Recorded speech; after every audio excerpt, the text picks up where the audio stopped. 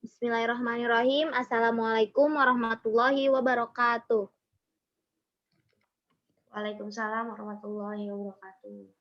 Alhamdulillahirabbil alamin wa bihi nasta'in ala umurid dunya waddin wassalatu wassalamu ala asyrofil anbiya'i wal mursalin wa ala alihi washabihi ajmain amma ba'du. Pertama-tama yang terhormat kepada Ibu Hani selaku dosen pengampu mata kuliah asesmen BK Nontes dan kepada teman-teman yang saya cintai. Kami dari kelompok 4 ingin mempresentasikan tentang autobiografi. Sebelumnya ingin meminta maaf apabila teman-teman saya atau diri saya sendiri ada terkendala jaringan dan kesalahan kata dan kelompok 4 juga ingin meminta maaf karena kita kurang orang satu yang bernama Muhammad Rezi karena sedang sakit demam. Jadi tidak bisa ikut berpresentasi pada hari ini. Tetapi dia mengikuti pekerjaan kelompok. Yang presentasi sebelumnya saya ingin memperkenalkan teman saya satu persatu. Ada Muhammad Rezi, ada Muhammad Rizky, hingga Horonisa saya sendiri, dan Askia Mulidia. Next, presentasi pertama yang akan dipresentasikan oleh saya.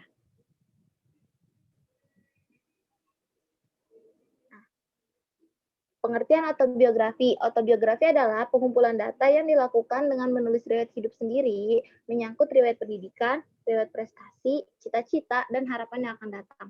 Maksudnya di sini itu seperti biodata. Biodata yang sering kita buat waktu kecil gitu. Kayak kita nulis nama kita, terus tanggal lahir, tempat tinggal, terus riwayat cita-cita, makanan favorit, terus kesan-kesan kita gitu. Pokoknya yang menyangkut diri kita. Next, ya. Nah, autobiografi ini terbagi menjadi dua jenis. Nah, terbagi menjadi dua. Yang pertama ini berstruktur. Autobiografi berstruktur adalah autobiografi yang dalam penulisannya menurut garis-garis besar yang telah ditentukan terlebih dahulu. Nah, konselor ini memberikan petunjuk kepada siswa mengenai cara penulisan dan disesuaikan dengan keadaan masing-masing penulis atau siswa. Nah, membuat hal-hal yang menarik, tidak terlalu sungkar, dan telah biasa dikenal oleh siswa, sebab dengan demikian akan dapat mendorong siswa untuk lebih detail dalam menceritakan dan menuliskan dirinya sendiri. Nah, biasanya autobiografi berstruktur ini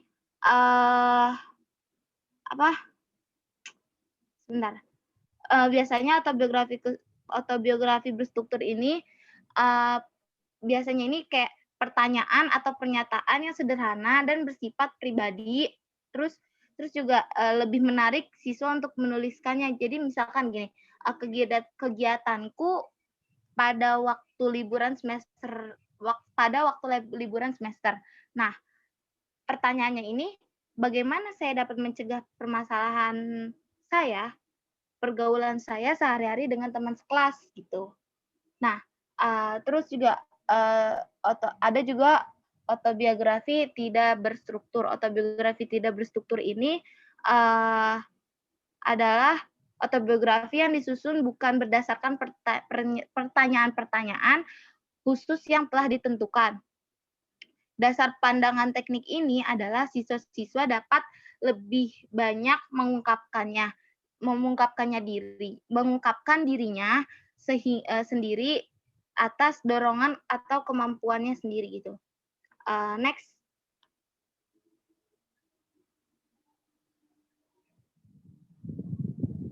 Next, ya. Udah. Oh, iya. Terus selanjutnya ada tujuan autobiografi. Tujuan autobiografi ini ditulis oleh seseorang agar orang lain itu dapat membaca dan mengetahui riwayat hidupnya. Maksudnya ini tuh orang lain itu bisa tahu gitu riwayat hidup kita, kayak tanggal lahir kita, terus apa sih cita-cita kita gitu. Nah, kalau kalau dikaitkan dengan konselor atau seorang guru pembimbing, maka autobiografi ini digunakan untuk memahami kehidupan batin siswa atau klien, dan membantu siswa atau klien ini menyadari bahwa, garis besar riwayat perkembangannya dari sampai sekarang. Maksudnya ini, eee, kalau misalkan guru pembimbing sama konselor ini tuh minta data-data kita itu untuk mengetahui gitu riwayat perkembangan kita dari, yang sekarang gitu. Next ya. Nah, manfaat autobiografi. Apa sih manfaatnya autobiografi ini? Manfaatnya ini, seorang konselor dapat lebih memahami kehidupan batin klien dan dapat membantu klien menyadari garis besar riwayat perkembangan sampai sekarang. Nah, sama kayak tujuannya tadi, manfaatnya ini tuh yaitu biar si konselor ini atau orang lain dapat memahami dan mengetahui perkembangan kita gitu. Next, presentasi selanjutnya akan dipresentasikan oleh Muhammad Rizky. Jenis-jenis autobiografi. Yang pertama, autobiografi sebagai kritik totalitarianisme. Autobiografi ini adalah korban dan penentang rezim totaliter yang telah bisa menyajikan kritik mencolok dari rezim lewat bentuk autobiografi dari penindasan mereka. Yang kedua, autobiografi fiksi. Autobiografi ini adalah mendefinisikan novel tentang seorang tokoh fiktif yang ditulis seolah-olah karakter itu menulis biografi mereka sendiri.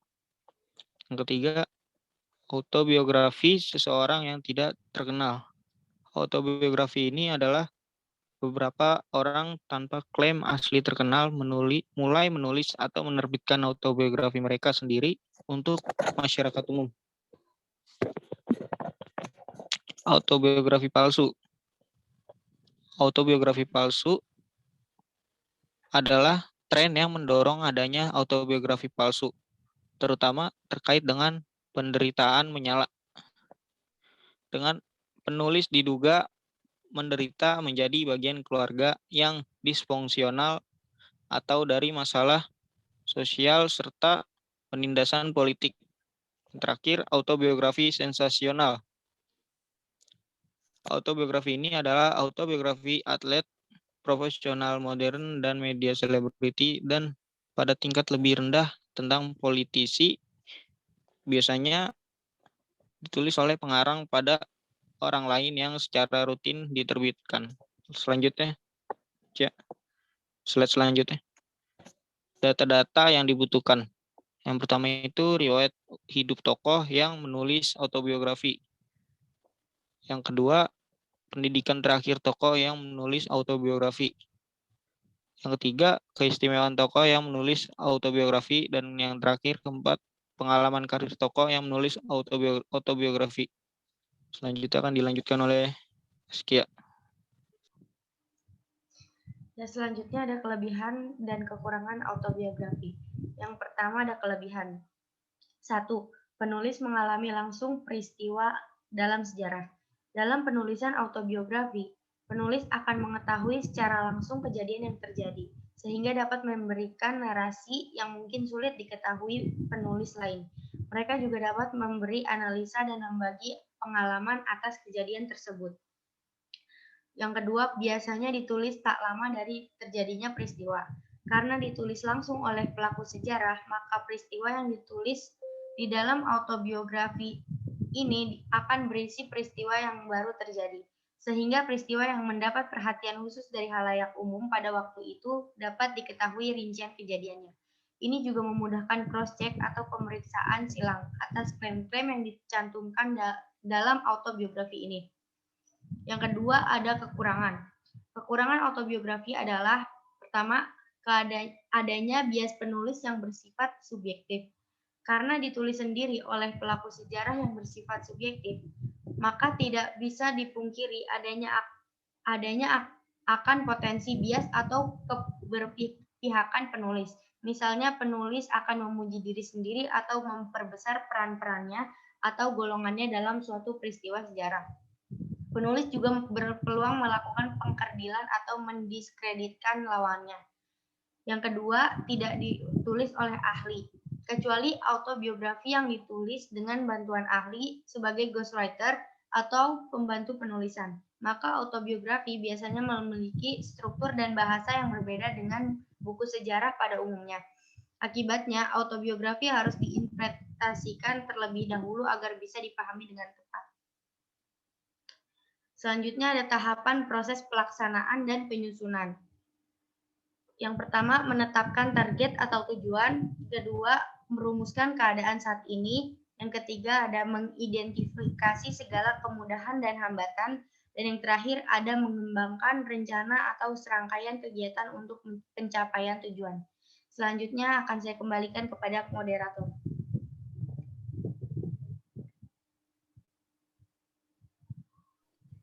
Baik, terima kasih kepada Askia Maulidia dan Mama Triki. Terima kasih juga. Sebelumnya mohon maaf apabila ada kata-kata yang salah atau terkendala jaringan, dimaafkan. Lastu bihairin minkum wa lastu bi'asni minkum walakin ajma minkum. Assalamualaikum warahmatullahi wabarakatuh. Waalaikumsalam Waalaikumsalam warahmatullahi wabarakatuh.